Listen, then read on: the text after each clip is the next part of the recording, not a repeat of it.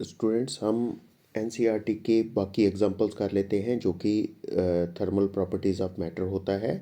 तो उसके ऊपर जो बाकी की एग्जांपल्स हैं वो हम कर लेते हैं।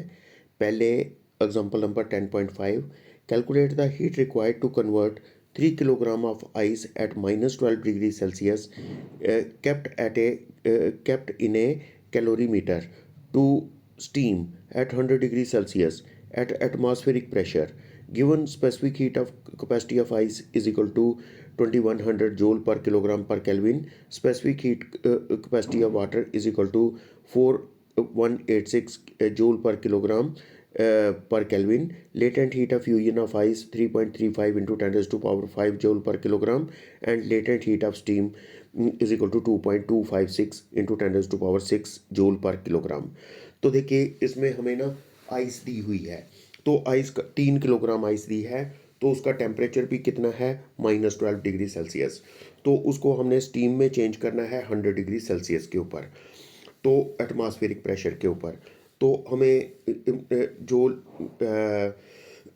स्पेसिफिक हीट कैपेसिटी दी है आइस की वो भी हमें दी हुई है, specific heat capacity of water भी दी है, लेटेंट हीट ऑफ फ्यूजन भी दी है, लेटेंट हीट ऑफ वेपोराइजेशन भी दी है। तो सबसे पहले mass of water 3 kilogram, specific heat capacity of water, specific heat capacity of ice वो भी दी हुई है हमें 2100, specific heat capacity of water भी दी है, लेटेंट हीट ऑफ फ्यूजन दी है, लेटेंट हीट ऑफ स्टीम दी है। सबसे पहले क्या होगा, ये 3 किलोग्राम आइस जो है -12 से लेकर उसको पहुंचाना है हमने 100 डिग्री सेल्सियस के ऊपर। टोटल हीट जो लगेगी उसका नाम हमने रख दिया क्यू। तो उसमें से Q1 हीट जो है वो लगेगी, heat required to convert ice at -12 degree Celsius to ice at 0 degree Celsius. देखो इसमें जो जो प्रोसेसेस होती हैं, पहले आइस जो है वो -12 से लेकर 0 तक पहुंचेगी, फिर 0 डिग्री पर जो आइस होगी वो मेल्ट होगी 0 डिग्री वाटर में, फिर 0 डिग्री पर जो वाटर होगा उसको गर्म करना है तो वो 100 डिग्री पर पहुंचेगा, फिर 100 डिग्री का जो वाटर होगा वो 100 डिग्री की ही स्टीम में चेंज होगा, उसका फेज जो है वो चेंज होगा। तो देखो हीट कितनी बार इसमें यूज़ होगी, कितने तरीक़ों से यूज़ होगी। सबसे पहले heat required to convert ice at -12 degree Celsius to ice at 0 degree Celsius, वो होगा mass into specific heat of ice into rise in temperature 3 kilogram. तो स्पेसिफिक हीट ऑफ आइस, तो जितना टेम्परेचर राइज हुआ 0 minus -12, तो इसको करेंगे ये बन जाता है 75600 जूल, इतना बन जाएगा। उसके बाद सेकंड आ गया, heat required to melt the ice at 0 degree Celsius to water at 0 degree Celsius. ये किसके बराबर होता है, mass into specific heat of ice. तो मास है 3 किलोग्राम, तो स्पेसिफिक हीट जो लेटेंट हीट दी है आइस की उसके साथ मल्टीप्लाई किया, ये हमारे पास बन गया 1005,000 जूल। तो उसके बाद Q3, heat required to convert water at 0 degree Celsius to water at 100 degree Celsius. तो इसके लिए कितना होगा, mass into specific heat into rise in temperature. Mass है 3 किलोग्राम, वाटर का जो मास बना 3 किलोग्राम, तो स्पेसिफिक हीट जो है वाटर की वो आ गई 4186। तो राइज इन टेम्परेचर कितना करना है, उसको 0 से 100 तक पहुंचाना है, यानी 100 डिग्री। तो इसको जब कैलकुलेट करेंगे तो 1255800 जूल। तो उसके बाद जो हीट चाहिए होगी to convert water at 100 degree Celsius to steam at 100 degree Celsius, तो वो होता है mass into latent heat of steam. तो 3 किलोग्राम, तो लेटेंट हीट ऑफ स्टीम से मल्टीप्लाई किया तो बन गया 6768000 जूल। तो टोटल हीट कितनी रिक्वायर हुई, तो इन सबको हम ऐड कर देते हैं Q1 Q2 Q3 Q4 को। जब ऐड करेंगे तो ये हमारे पास बन जाता है 9.1 इंटू 10⁻⁶ जूल। तो इस तरीके से हम क्या कर सकते हैं कि हम निकाल सकते हैं कितनी हीट हमें ज़रूरत पड़ी। तो इसमें देखना कितनी प्रोसेसेस जो हैं वो यूज़ हुई उसको चेंज करने के लिए। उसके बाद नेक्स्ट आ गया, what is the temperature of the steel copper junction in the steady state of the steam of the system shown in figure 10.15. Length of the steel rod is equal to 15 centimeter, length of the copper rod 10 centimeter, temperature of the furnace 300 degree Celsius, temperature of the other end 0 degree Celsius. The area of cross section of the steel rod is twice that of the copper rod. Thermal conductivity of steel is 50.2 joule per second per meter per Kelvin, and copper 385 joule पर second पर metre per kelvin. तो इसमें जो आपको question दिया गया है उसमें ये कहा हुआ है कि कॉपर स्टील का एक जंक्शन है जहाँ पर वो दोनों आपस में मिल रहे हैं। जैसा आपको डायग्राम में नज़र आ रहा है, एक स्टील की रॉड है, एक कॉपर की रॉड है, तो दोनों आपस में बीच में मिल रहे हैं।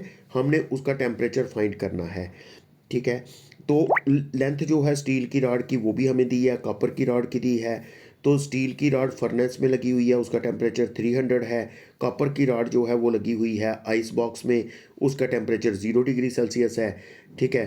तो थर्मल कंडक्टिविटी भी दोनों की बताई है कि कॉपर की कितनी है, स्टील की कितनी है।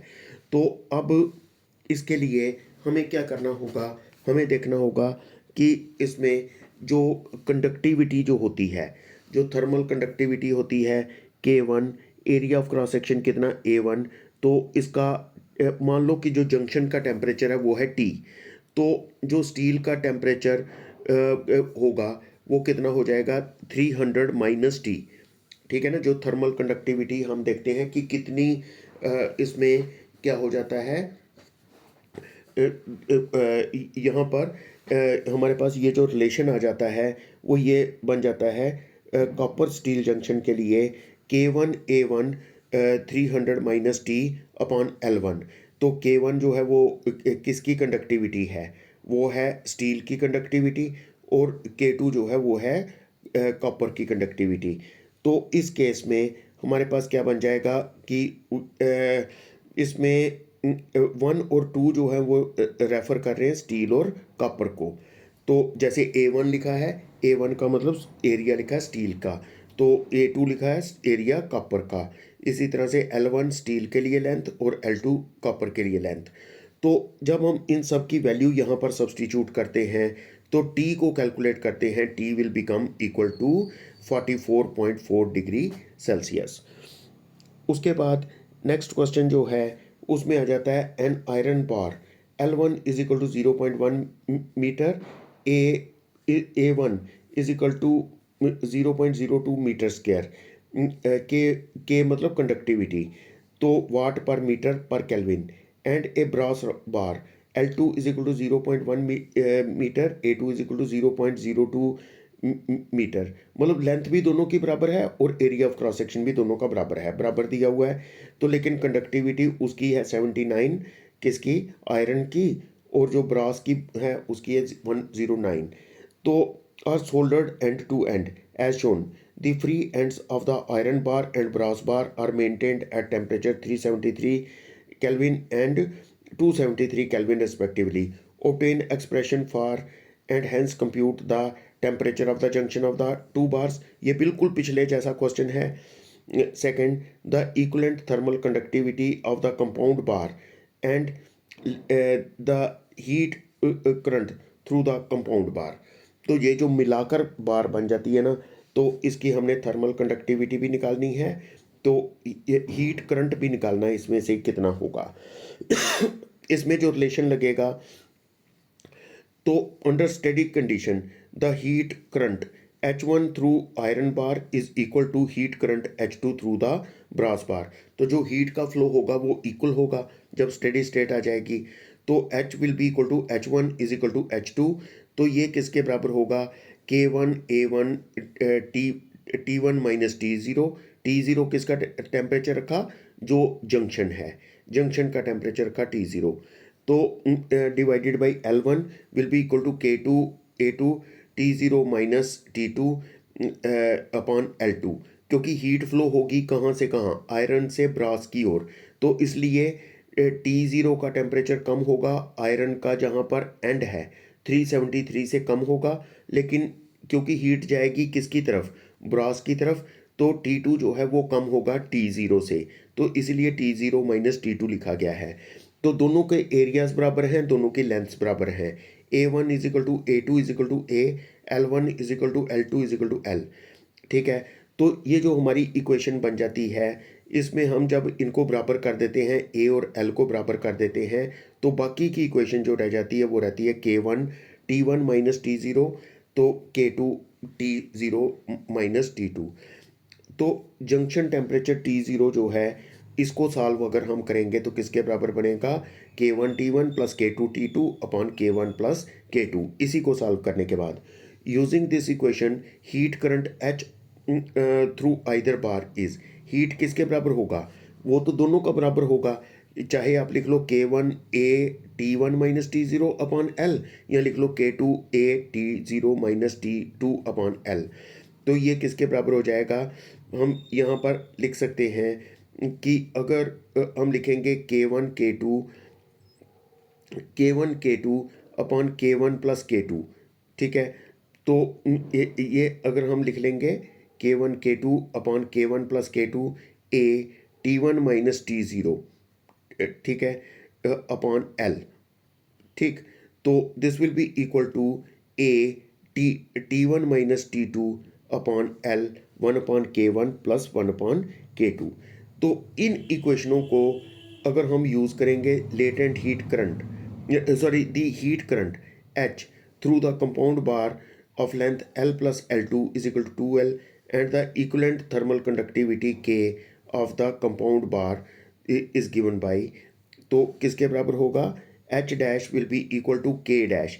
K डैश जो है वो कंपाउंड बार की थर्मल कंडक्टिविटी हो गई, तो A जो है उसका एरिया ऑफ क्रॉस सेक्शन तो सेम है, तो इसमें T1 माइनस T2 और यहाँ पर लेंथ जो है वो 2L के बराबर बन जाएगी, क्योंकि दोनों की लेंथ L के बराबर थी, तो टोटल लेंथ L के बराबर बन जाएगी। तो K डैश की वैल्यू जो होती है वो किसके बराबर होती है? जो कंपाउंड बार बनती है ना, उसकी जो थर्मल कंडक्टिविटी बनती है वो 2K1 K2 upon K1 plus K2 बनती है। तो T0 जो है वो भी हमने कैलकुलेट किया था, K1 T1 plus K2 T2 upon K1 plus K2। तो सबकी वैल्यू अगर हम यहाँ पर पुट करते हैं तो ये हमारे पास बन जाएगा 315 केल्विन। तो इसका मतलब जो T0 की वैल्यू हमारे पास निकल गई, तो इसका मतलब जो कंपाउंड बार है उसकी थर्मल कंडक्टिविटी किसके बराबर बनेगी? 2K1 K2 upon K1 plus K2। तो इसमें हमें दोनों की थर्मल कंडक्टिविटी का पता है, K1 K2 भी पता है और नीचे भी K1 K2 का पता है। इसको अगर हम कैलकुलेट करेंगे ये बन जाएगा 91.6 वाट पर मीटर पर केल्विन। तो उसके बाद हम एक क्वेश्चन कर लेते हैं, ये है a pan filled with hot food cools from 94 degree Celsius to 86 degree Celsius in 2 minutes when the room temperature is 20 degree Celsius. How long will it take to cool from 71 degree Celsius to 69 degree Celsius? तो hot food है कितने temperature पर? 94 degree Celsius पर, तो उसको 86 degree पर तक cool होने के लिए 2 मिनट लगते हैं। तो रूम का टेम्परेचर जो है वो 20 डिग्री है। How long will it take to cool from 71 degree Celsius to 69 degree Celsius? तो आपको ये बात पता है कि जो रेट ऑफ कूलिंग होता है according to Newton's law of cooling, तो वो किसके बराबर हो जाएगा?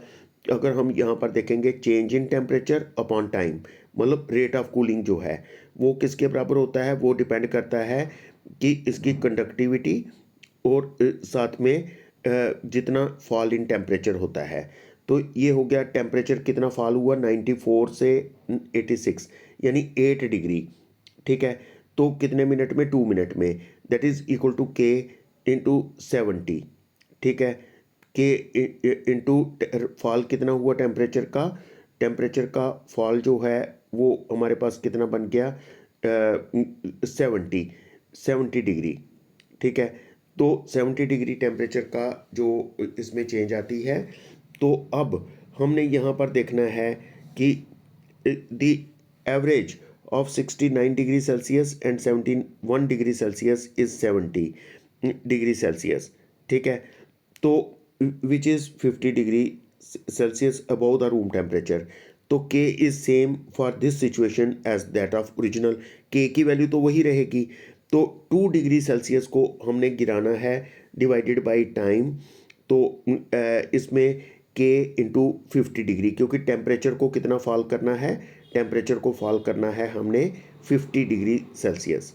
तो अब इसके लिए क्या बन जाएगा, इसके लिए हमारे पास बन जाएगा 8 डिग्री अपॉन 2, तो 2 degree upon time will be equal to K into 70, तो डिवाइडेड बाई के इंटू 50। तो हमने पहली इक्वेशन को दूसरी इक्वेशन से डिवाइड कर दिया, क्योंकि जो हमारी पहली इक्वेशन थी वो ये इक्वेशन थी और दूसरी इक्वेशन ये इक्वेशन थी, तो पहली को दूसरी से डिवाइड कर दिया, तो हमारे पास के और के कैंसिल हो जाएंगे, तो टाइम आ जाएगा 0.7 मिनट या 42 सेकंड। तो अगर हम इसको सेकंड्स में कैलकुलेट करेंगे तो बन जाएगा 42 सेकंड्स। तो इस तरह से ये क्वेश्चन हम जो न्यूटन्स लॉ ऑफ कूलिंग के हिसाब से हम इसको कर सकते हैं।